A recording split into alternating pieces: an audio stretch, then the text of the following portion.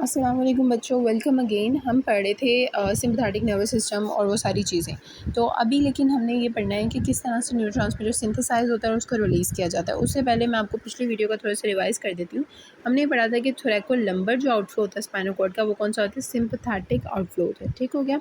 और sympathetic outflow कहाँ से होता है? थोरैकोलम्बर रीजन से। सिम्पैथेटिक के अंदर प्री गैंग्लियोनिक जो फाइबर्स होते हैं वो स्मॉलर होते हैं, और आगे जो पोस्ट गैंग्लियोनिक फाइबर्स होते हैं वो क्या होते हैं? लॉन्गर होते हैं। ठीक हो गया, इतना तो आपको पता है।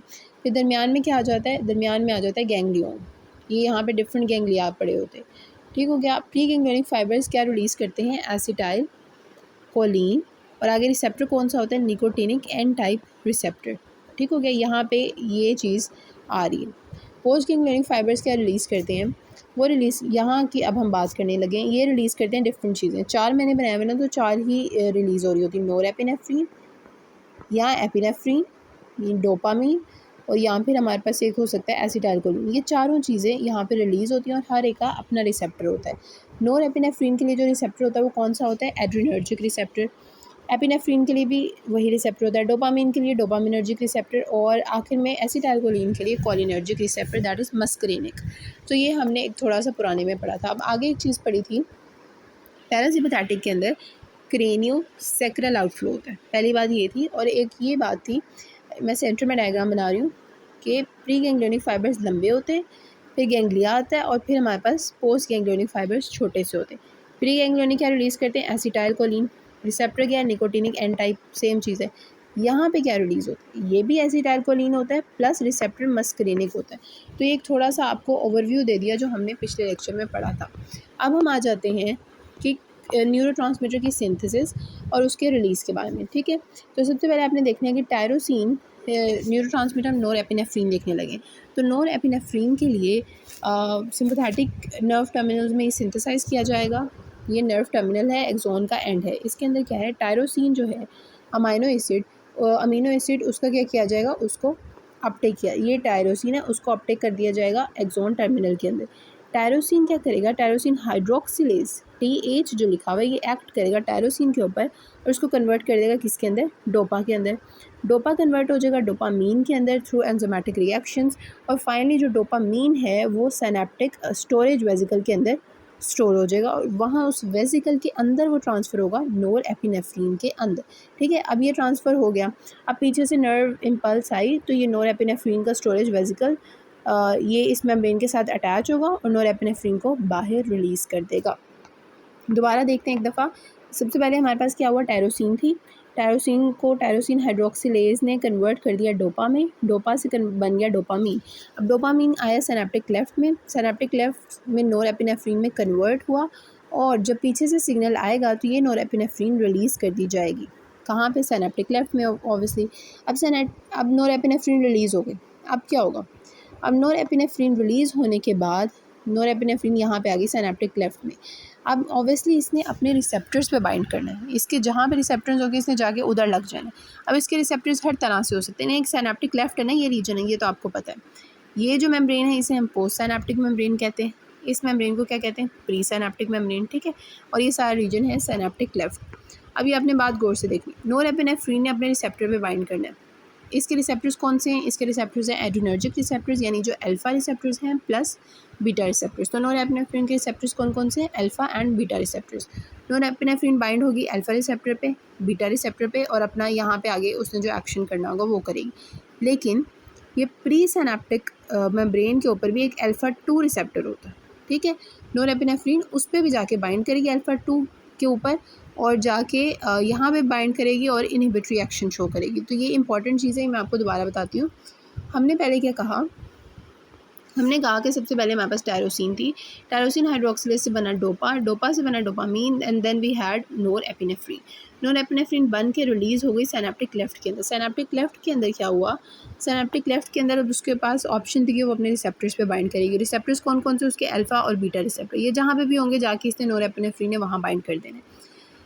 पोस्ट सिनेप्टिक मेम्ब्रेन पे अल्फा बीटा पे बाइंड करेगी, आगे से जो एक्शन होना होगा वो हो जाएगा। ठीक है, जिस भी, जैसे फॉर एग्जांपल किसी मसल पे जाके बाइंड करी है बीटा पे जाके, तो वहाँ रिलैक्सेशन लेट से होनी होगी तो वो हो जाएगी। लेकिन प्री सिनेप्टिक मेम्ब्रेन पे भी अल्फ़ा 2 रिसेप्टर होता है। ये रिसेप्टर स्ट्रक्चरली तो ऐसा है कि नोरेपिनेफ्रिन इस पे जाके बाइंड कर जाएगी।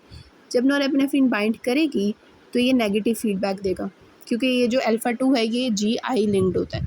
तो ये नेगेटिव फीडबैक देने की वजह से मज़ीद नोरेपिनेफ्रिन जो होगी वो रिलीज़ नहीं होगी। तो इसे हम कहते हैं कि ये ऑटो रिसेप्टर्स हैं, ठीक है। तो ये बहुत इंपॉर्टेंट कॉन्सेप्ट है और अक्सर SCQ आ जाता है, ये आपको अच्छे से समझ आना चाहिए।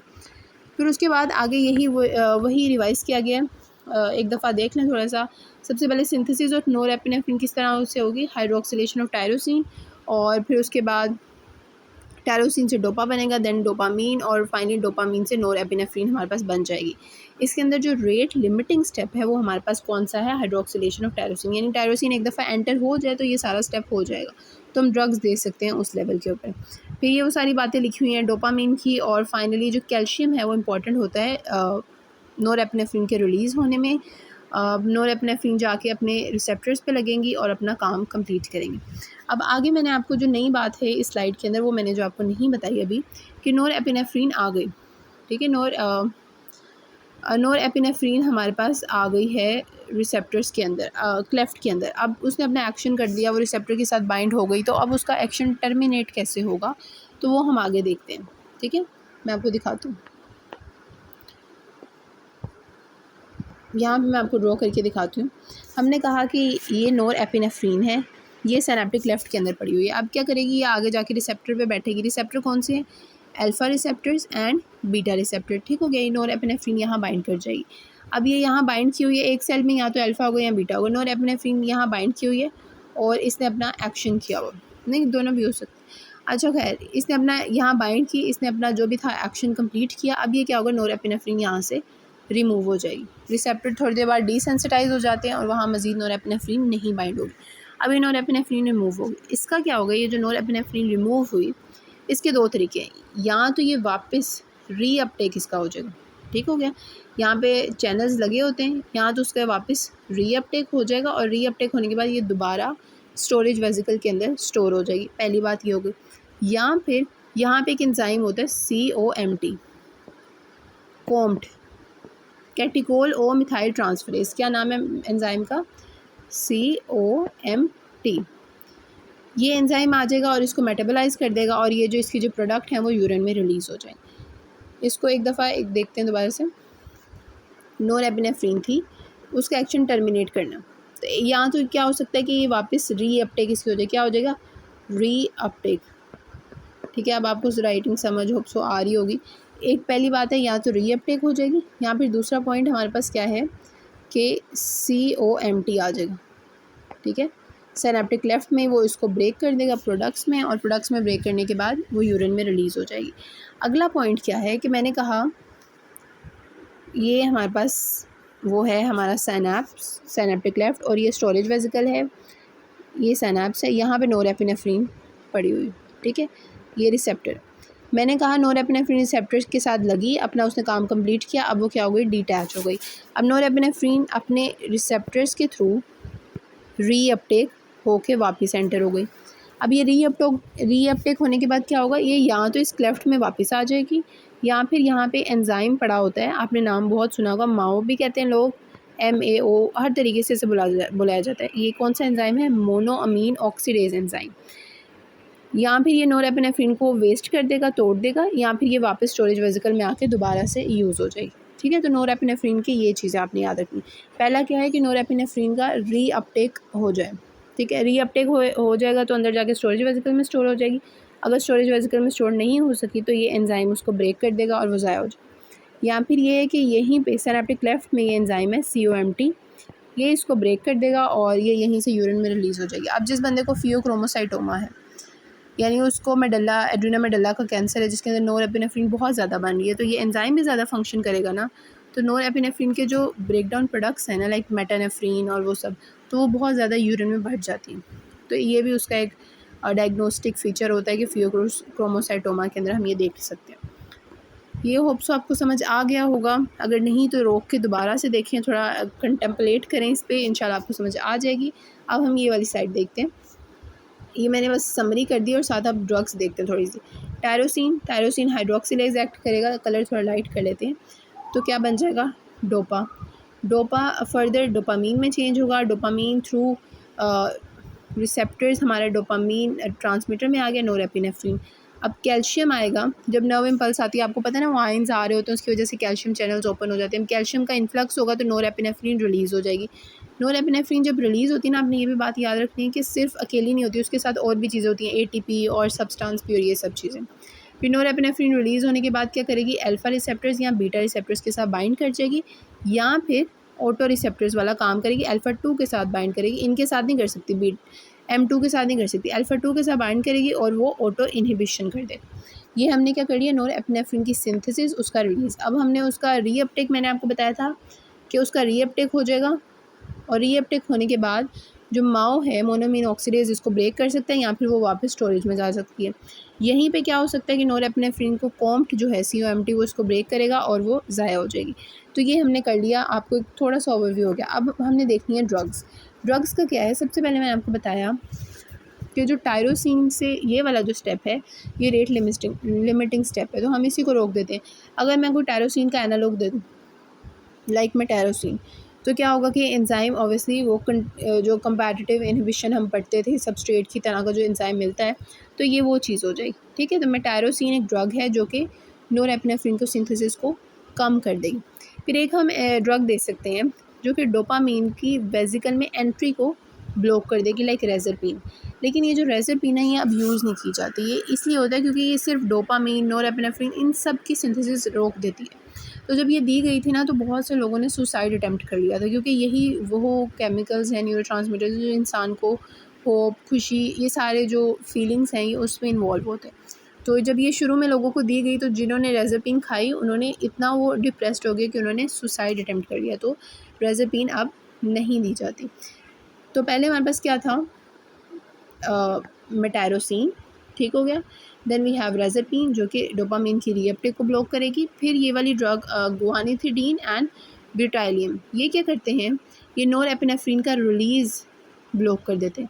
नोरेपिनेफ्रिन को रिलीज़ नहीं होने देंगे, जिसकी वजह से हमारे पास वो हो जाएगा, नोरेपिनेफ्रिन कम रिलीज़ होगी। अब ये जो तीनों ड्रग्स मैंने ग्रीन में आपको करके दिखाई हुई, ये वो हैं जो नोरेपिनेफ्रिन की कंसनट्रेशन कम करते हैं। तो ये हमने तब देनी है जब हमने नोरेपिनेफ्रिन को कम करना। ठीक है, अब कुछ सिचुएशंस में लोग नोरेपिनेफ्रिन को खुद भी ज़्यादा करना चाहते हैं। कभी हम, जैसे जितनी भी जो ड्रग्स हैं जो अब्यूज़ की जाती हैं, वो वही ड्रग्स होती हैं जो नोरेपिनेफ्रिन और डोपामिन को बढ़ाती हैं। तो वो कैसे बढ़ाती हैं, उनके डिफरेंट मैकेनिज़म्स हैं। अब जैसे आप देख लें कोकेन या ट्राईसाइक्लिक एंटी डिप्रेसेंट्स, ठीक है, ये कोकेन और ट्राईसाइक्लिक एंटी डिप्रेसेंट्स क्या करते हैं, ये रीअपटेक को ब्लॉक कर देते हैं, इसको ब्लॉक कर देते हैं।